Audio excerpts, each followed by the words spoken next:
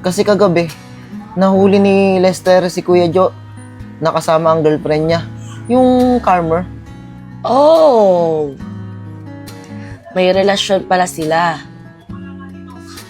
Sa tingin mo, may nangyari na ba sa kanilang dalawa?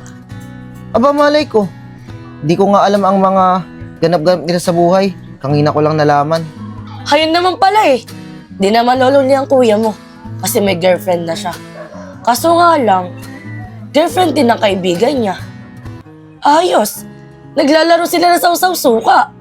Ay nahuli, siya ang taya. Uy, Jex, kamusta ka na? Okay lang. Gabi na, bakit nandito ka? Tsaka, di ba nasa Quezon ka? Ano, tol? Nakita mo na ba si Angel? Tsaka, nahanap mo na ba yung bahay ng Eman? Tol, kaya nga ako nandito eh. Para sabihin sa'yo na hindi ko sila nakita. Ilang araw na akong paikot-ikot dun eh. Pero, hindi ko talaga matagpuan yung bahay nila Eman. Ang dami ko nang pinagtanungan, pero hindi sila kilala. Ganun ba, tol? Sa bagay, mahirap talaga maghanap sa isang lugar, lalo na't hindi mo alam yung saktong lokasyon nila. Pero tol, may nabalitaan ako habang wala ka. May mga kamag-anak daw dito yung Eman. Mga kamag-anak. Tol, alam mo ba yung mga pangalan na kamag-anak ni Eman na yon? At saka kung saang lugar sila dito? Baka sakaling alam nila yung lugar nila Eman dun sa Quezon. Tol, ang pagkakaintindi ko dun sa nabalitaan ko, ang pangalan nung isang kamag-anak niya, si Ralph. Oo, tama, si Ralph. Tiga Makamot daw yun. At yung isa naman, si Edwin. Tiga Pila naman daw yun. Medyo malapit lang pala. O sige tol, bukas na bukas, pupuntahan ko yung mga yan. Gusto ko rin kasing malaman kung anong dahilan ni Angel eh. Kung bakit niya ako iniwan. O sige tol, pero pasensya ka na. Yan na lang talaga ang may tutulong ko sa'yo. O paano? Wait sa tayo ah. Doon sa mga itinulong mo sa akin nung panahon na mumblema ako.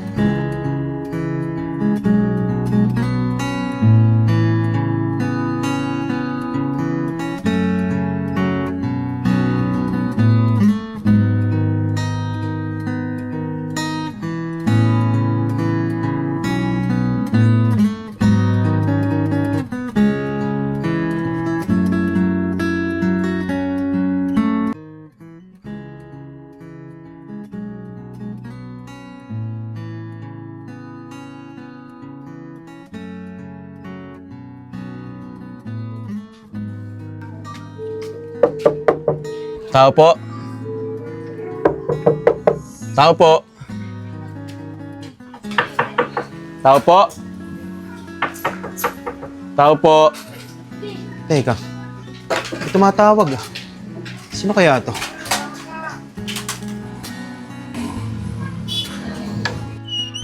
Sino po sila?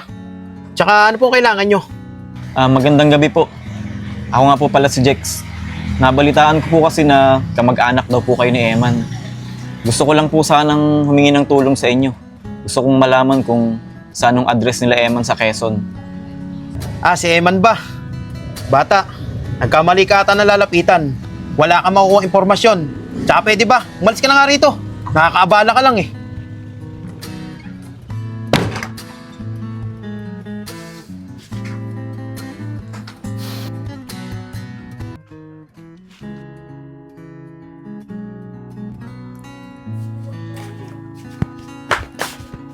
Ano, tutulala na lang ba kayo dyan?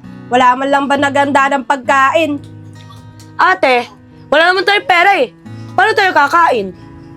May nagbibigay sana sa atin ng pera eh. Kaso yung isa dyan, kumabit sa may jowa na may jowa.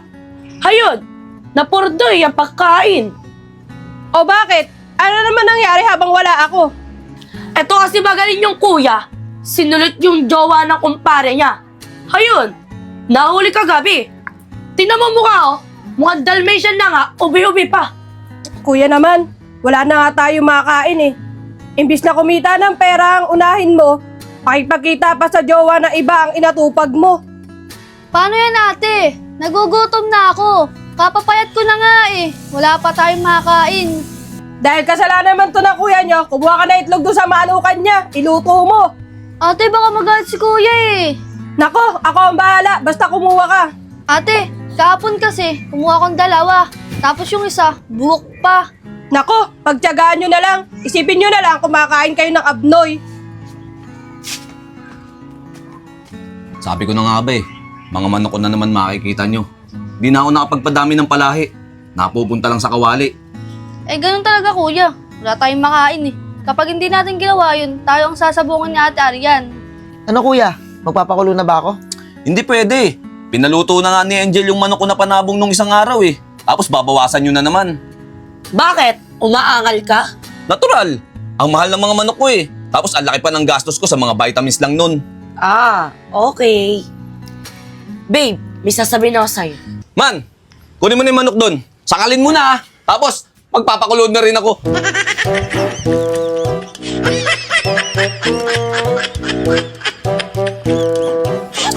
Saan ba yung pakuluan dito? Pwede na to. Ano nangyari dun? Ang bilis bago ng isip pa. Huwag ka na magtanong. Masarap ang ulam natin mamaya. Manok na naman. Mapuntahan mo na ako si Kuya Eman. Matulungan maging mulmul.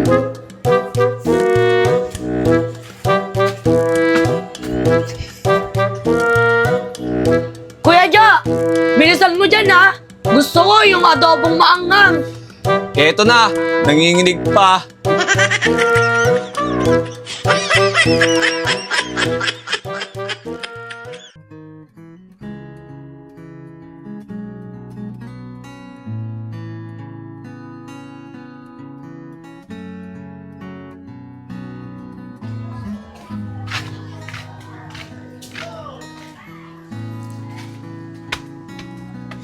O, Teter, anong ginagawa mo dyan? Ba't mag-isa ka lang?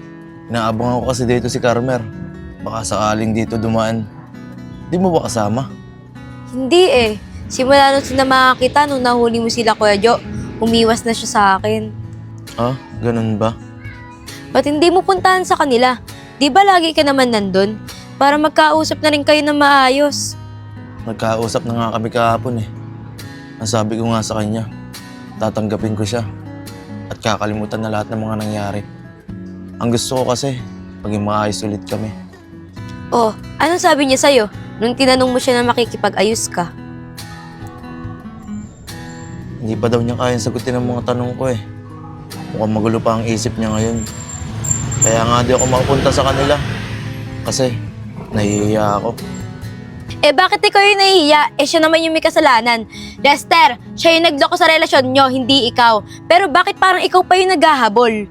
Ken, mahal ko kasi. Ang tagal na ng relasyon namin eh. Hindi ganun kadali kalimutan yun. Porke ba matagal na yung relasyon nyo, magpapakatanga ka na? Wala sa tagal ng relasyon niya, Lester. Dapat nga pareho kayong lumalaban eh. Paano kung di siya lumaban?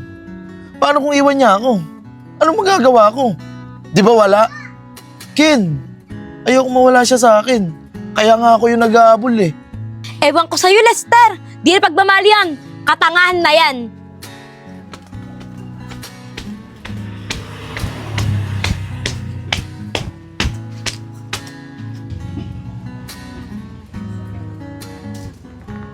Nakakaawa naman si Lester. Nalulungkot tuloy ako.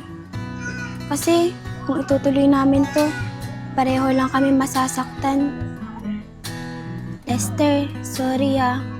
Mahirap kasing ipagpatuloy ang relasyon kung isa lang ang nagmamahal. Sana makamove on ka na sa akin. Kasi gusto ko lang magpakatotoo sa sarili ko. Si Joe ang mahal ko at siya ang pipiliin ko.